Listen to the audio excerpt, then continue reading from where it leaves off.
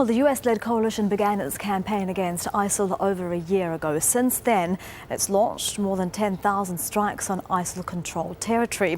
The group's top leaders have been targeted, including Abu Bakr al-Baghdadi, reportedly injured in an attack in May.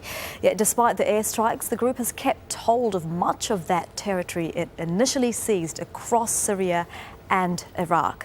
Let's go to Joshua Walker now. He's a transatlantic fellow at the German Marshall Fund of the United States, also senior former advisor to the US State Department, joining us from Washington, D.C. Very good to have you with us on Al Jazeera. So, no doubt a blow to ISIL, but just how important was Hayali? I mean, the US says he was the senior deputy to Abu Bakr al-Baghdadi.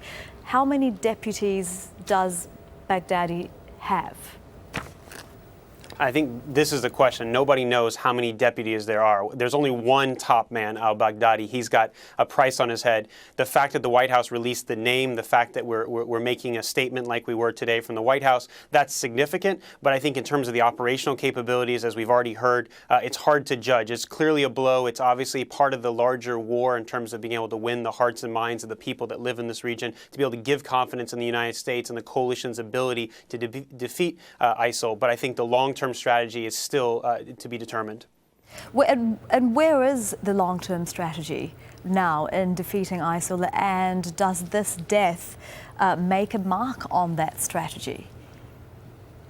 I think the long-term strategy has been that the U.S. will continue to coordinate airstrikes and work with the boots on the ground, which currently is basically the Iraqi forces and also the Kurdish forces. That strategy hasn't completely worked yet. The question is, will this over the long term convince and be able to bring in new coalition partners that will be able to defeat them on the ground? Airstrikes alone, no one in Washington believes airstrikes alone will defeat ISIS, but if we can be able to create the conditions under which the ground itself will have a swelling to be able to push them out, that's where we can have the success in the long term. And why hasn't the strategy so far worked? I mean, there's a lot of criticism that airstrikes haven't been effective, that there's a lack of coordination with Iraqi troops on the ground. How do you create that ground swell?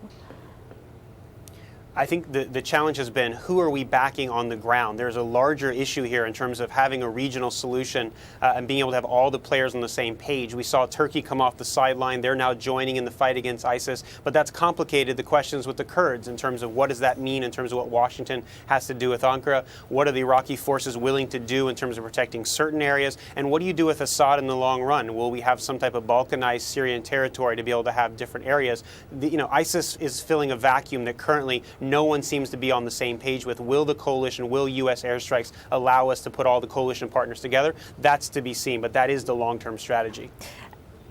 Joshua Walker, transatlantic fellow at the German Marshall Fund of the United States, joining us from Washington, D.C. there. Good to have you with us. Thank you.